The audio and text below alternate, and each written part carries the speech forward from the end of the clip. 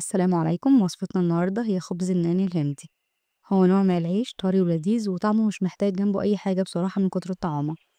وهنعمله بطريقتين سادة ومحشي.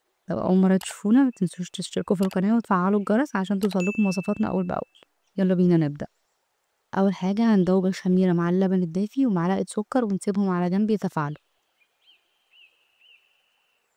في بولة هنحط الدقيق ونضيف عليه البيكنج باودر والملح والزيت ونقلب نص دقيقة بالظبط.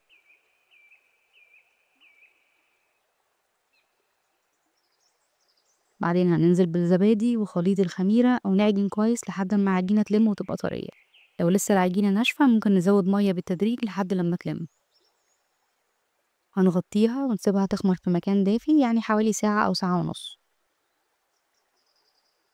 بعد ما العجينة تخمر هنضيف عليها معلقتين كبار زيت ونلمها على شكل كورة كبيرة.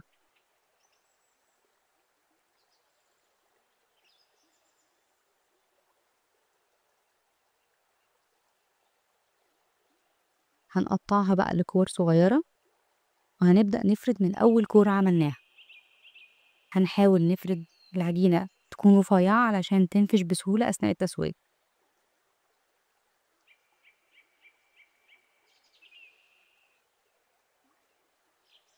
في طاسة سخنة على نار عالية هنبدأ نحط العجينة اللي فردناها. أول ما تظهر فقاعات صغيرة نقلب على الناحية التانية. بعد 10 ثواني هنرجع نقلبها تاني وهنا تبتدي ترتفع معانا.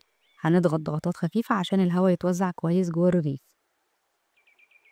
نكمل تقليب لحد ما تستوي وبعدين نرفعها من على النار.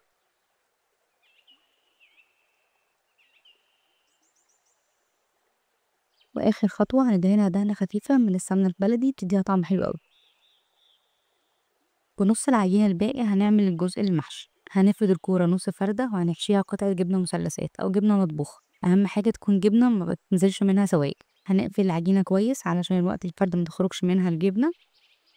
هنضغط عليها ضغطات خفيفة ونركنها على جنب ونكمل باقي الكور بنفس الطريقة. هنبدأ هنا نفرد من أول قطعة عجينة حشيناها ونخلي بالنا ما نضغطش على العجينة في الفرد علشان الجبنة متخرجش منها. وهنسوي بنفس الطريقة اللي فاتت.